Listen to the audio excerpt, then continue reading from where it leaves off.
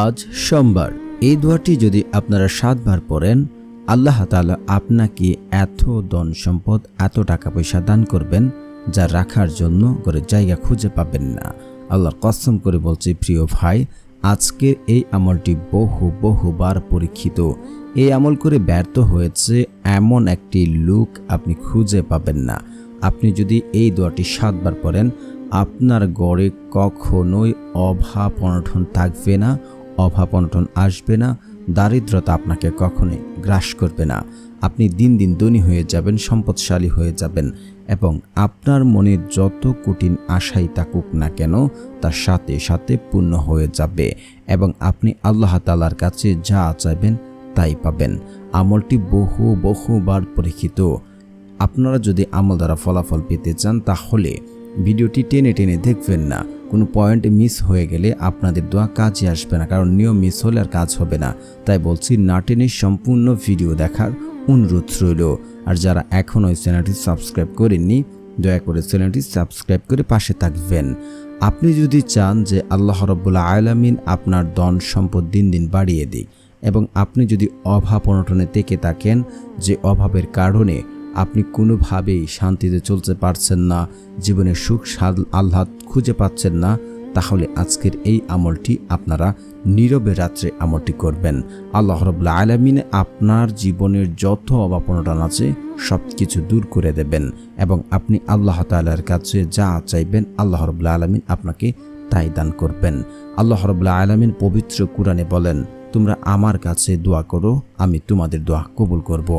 আল্লাহ তাআলা আরও বলেন, উদউনি আস্তাজিব লাকুম, তোমরা আমাকে ডাকো, আমি তোমাদের ডাকে সাড়া দেব। কারণ আল্লাহ তাআলার কাছে কোনো কিছুর অভাব নেই। আমরা যদি সঠিক নিয়মে সঠিক পদ্ধতিতে চাইতে পারি, আল্লাহ রাব্বুল আলামিন আমাদের চাওয়া অপূর্ণতা কখনোই রাখবেন না। আপনি যদি সঠিকভাবে চাইতে পারেন, কারণ আল্লাহ তাআলা যাকে ইচ্ছা তাকে অঢল ধন সম্পদ দান করেন, আবার যাকে ইচ্ছা তাকে গরিব বানিয়ে রাখেন বা তাকে রিজিকের সংকটে ফেলে রাখেন। কারণ আল্লাহ রাব্বুল আলামিন মানুষকে পরীক্ষা করে। যদি আমরা আল্লাহ তাআলার উপরে বিশ্বাস রাখতে পারি, আল্লাহ তাআলাকে বিশ্বাস করি, তাহলে আল্লাহ রাব্বুল আলামিন পাখিদের যেভাবে খাবার দেন, আল্লাহ রাব্বুল আলামিন ঠিক আমাদের জন্য সেমনভাবে যথেষ্ট হয়ে যেতেন। মানে যে ব্যক্তি আল্লাহ তাআলার উপরে ভরসা করেন তিনি তার জন্য যথেষ্ট হয়ে যান। সূরা আত-তালাক আয়াত নাম্বার 3। রাসূল সাল্লাল্লাহু আলাইহি ওয়াসাল্লাম বলেন, যদি তোমরা আল্লাহর উপরে যথাযথ ভরসা করতে, তবে আল্লাহ তাআলা তোমাদের পাখির ন্যায় রিজিক দান করতেন।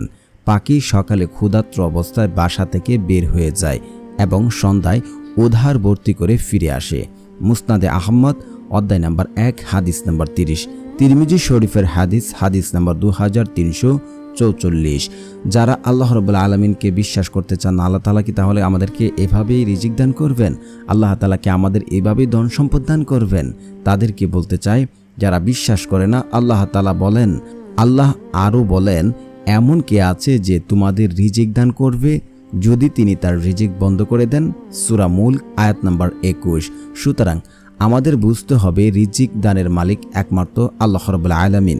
সুতরাং তিনি যদি আমাদের রিজিক বন্ধ করে দেন, তাহলে এমন কে আছে আমাদের উত্তম রিজিক দান করবে?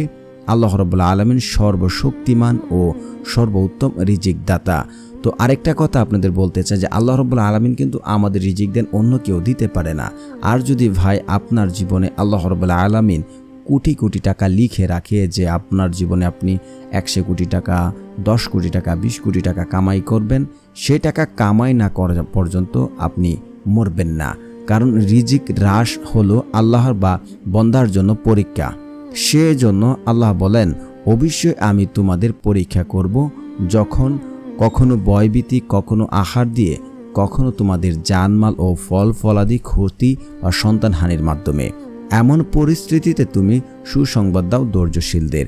সূরা বাকারা আয়াত নাম্বার 155।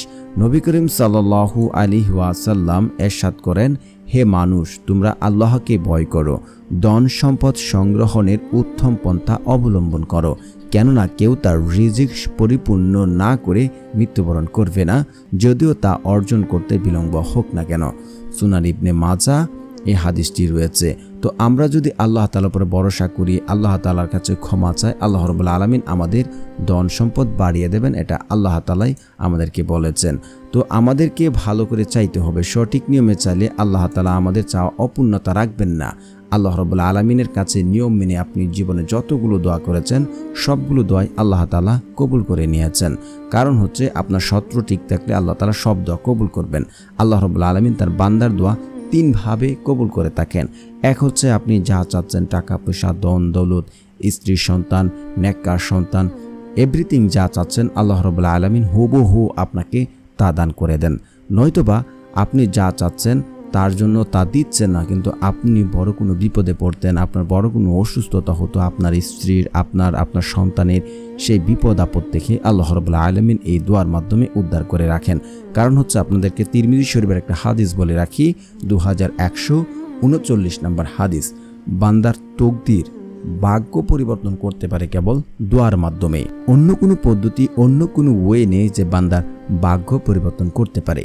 অবশ্যই আল্লাহ রাব্বুল আলামিন তার বান্দাদের ভাগ্য পরিবর্তন করেন দোয়ার মাধ্যমে। তো আপনাদের অবশ্যই আল্লাহ তাআলার উপর ইয়াকিন রাখতে হবে।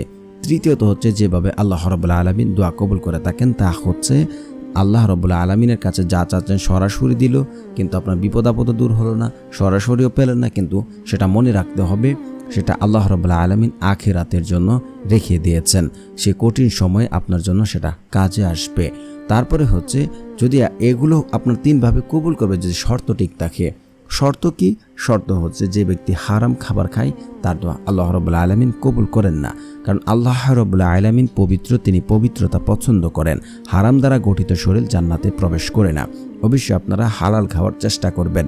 দ্বিতীয়ত হচ্ছে যে ব্যক্তি আমল করে, দোয়া করছে, পুনরায় পাপ কাজ করছে এবং দোয়াতে হারাম কোনো দোয়া রাখছে, তার দোয়া কবুল করা হয় না, কখনোই হবে না। তৃতীয়ত হচ্ছে যে ব্যক্তি দোয়া করছে, দোয়াতে আত্মীয় সম্পর্ক চিহ্নিত করার দোয়া করছে, যে আল্লাহ মুখকে দেখতে চায় না, তার সাথে সম্পর্ক রাখতে চায় না, এমন কথাবার্তা বললে তার দোয়া কবুল হবে না। সর্বশেষ হচ্ছে যে ব্যক্তি আমল করছে, দোয়া করছে, দোয়ার ফলাফল পাওয়ার জন্য তাড়াহুড়া করে। একটি হাদিস এমন আছে, বান্দার দোয়া ততক্ষণ পর্যন্ত কবুল হয় যতক্ষণ সে বলে যে আমার দোয়া কবুল করা হলো না। তো অবশ্যই আপনার তাড়াহুড়া করবেন না। কখন দিলে ভালো হবে, কি দিলে ভালো হবে, কতটুকু দিলে ভালো হবে, তা আমার আপনার থেকে আল্লাহ রাব্বুল আলামিনই ভালো জানেন।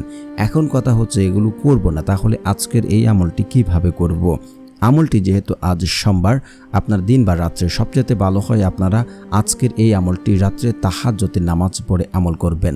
কারণ তাহাজ্জুদের নামাজের সময় বান্দার সাথে আল্লাহ রাব্বুল আলামিন সরাসরি সম্পর্ক স্থাপন করেন।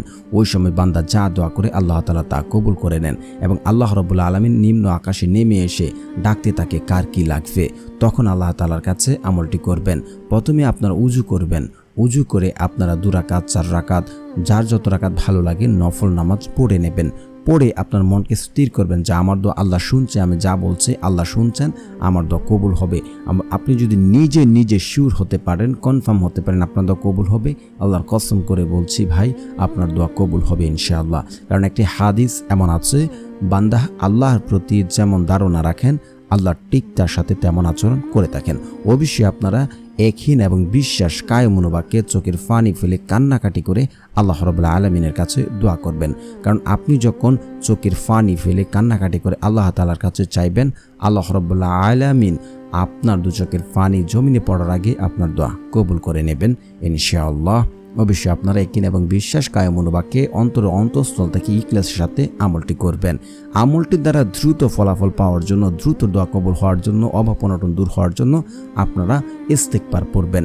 ইস্তেগফারের বহু ফজিলত রয়েছে যা আলোচনা করে আমি শেষ করতে পারবো না। তার মধ্যে হচ্ছে যে ব্যক্তি ইস্তেগফার পড়বে সে যদি অলরেডি তার জীবনে অভাব অনটন থেকে থাকে, বিপদ আপদ থেকে থাকে, তার রিজিকের সমস্যা রয়েছে, সে এমন কোনো বিপদে পড়েছে যে বিপদ থেকে উদ্ধার হওয়ার জন্য সে কোনো পথ খুঁজে পাচ্ছে না, তাহলে আল্লাহ রাব্বুল আলামিন কুদরতিভাবে তাকে পথ দেখাবেন, তার অভাব অনটন দূর করে দেবেন। শুধু তাই নয়, তাকে এমন জায়গা থেকে, এমন উৎস থেকে রিজিক দান করবেন যা সে কোনোদিন চিন্তা করেনি, কল্পনা করেনি। অবশ্যই আপনারা 100 বার ইস্তেগফার পড়বেন। আস্তাগফিরুল্লাহ, আস্তাগফিরুল্লাহ, আস্তাগফিরুল্লাহ, আস্তাগফিরুল্লাহ, আস্তাগফিরুল্লাহ এইভাবে পড়বেন না, তাহলে উচ্চারণ ভুল হবে, আপনার দোয়া কবুল হবে না। তারপরে হচ্ছে আপনারা পড়ে নেবেন দুরূদ শরীফ। কারণ দুরূদবিহীন দোয়া কবুল করা হবে না। সেই দোয়া আসমানে গিয়ে জ্বলন্ত অবস্থায় থাকবে। আপনার মোবাইলে যদি ব্যালেন্স না থাকে, আপনি যদি আপনার ফ্রেন্ডের কাছে SMS করেন, সেই SMS কিন্তু সিন্ট হবে না, কারণ আপনার ব্যালেন্স নেই। ঠিক তেমনি যদি আপনি রাসূল সাল্লাল্লাহু আলাইহি ওয়াসাল্লামের উপরে যদি দুরূদ না পড়েন, তাহলে আপনার দোয়া কবুল করা হয় না, সেটা আসমানে গিয়ে ঝুলন্ত অবস্থায় থাকে। তো যারা পারেন না আমার সাথে সাথে পড়ে নিন, শুনলেও হয়ে যাবে ইনশাআল্লাহ। আল্লাহুম্মা সাল্লি আলা মুহাম্মাদিউ ওয়া আলা আলি মুহাম্মাদ কামা সাল্লাইতা আলা ইব্রাহিম ওয়া আলা আলি ইব্রাহিম ইন্নাকা হামিদুম মাজিদ। আল্লাহুম্মা বারিক আলা মুহাম্মাদিউ ওয়া আলা আলি মুহাম্মাদ কামা বারাকতা আলা ইব্রাহিম ওয়া আলা আলি ইব্রাহিম ইন্নাকা হামিদুম মাজিদ। তারপর আপনারা পড়ে নেবেন সূরা ফাতিহা একবার। বিসমিল্লাহির রহমানির রহিম, আলহামদুলিল্লাহি রাব্বিল আলামিন, আর রহমানির রহিম, মালিকি ইয়াউমিদ্দিন, ইয়াকা না'বুদু ওয়া ইয়াকা নাস্তাঈন, ইহদিনাস সিরাতাল মুস্তাকিম, সিরাতাল লাযীনা আন'আমতা আলাইহিম গায়রিল মাগদুবি আলাইহিম ওয়ালাদ-দাল্লিন, আমিন। তারপর আপনারা পড়ে নেবেন সূরা ইখলাস, পড়ে নেবেন 10 বার। বিসমিল্লাহির রহমানির রহিম, কুল হুয়াল্লাহু আহাদ, আল্লাহুস সামাদ, লাম ইয়ালিদ ওয়া লাম ইউলাদ ওয়া লাম ইয়াকুল লাহু কুফুয়ান আহাদ। তারপর আপনারা এই দোয়াটি 7 বার পড়বেন। প্রিয় বন্ধুরা, যারা আমার চ্যানেলটি সাবস্ক্রাইব করবেন তাদের মনের আশা পূর্ণ হবে ইনশাআল্লাহ। দোয়াটি হচ্ছে আল্লাহুম্মা ইন্নী আসআলুকা মিন ফাযাতিল খায়র। আমি আবার পড়ছি, আল্লাহুম্মা ইন্নী আসআলুকা মিন ফাযাতিল খায়র। এর অর্থ হচ্ছে, হে আল্লাহ, তুমি আমার ভাগ্যকে খুলে দাও। এই দোয়াটি পড়ে আপনারা একই এবং বিশ্বাস রেখে দুহাত তুলে কায়ে মনোবাক্যে কান্নাকাটি করে শর্ত মেনে আমলটি করুন। আল্লাহর কসম করে বলছি, আপনার ভাগ্য পরিবর্তন হবে। আল্লাহ তাআলা আপনাকে ধনী বানিয়ে দেবেন, ধন সম্পদ বাড়িয়ে দেবেন, ঘরের অভাব অনটন দূর করবে ইনশাআল্লাহ।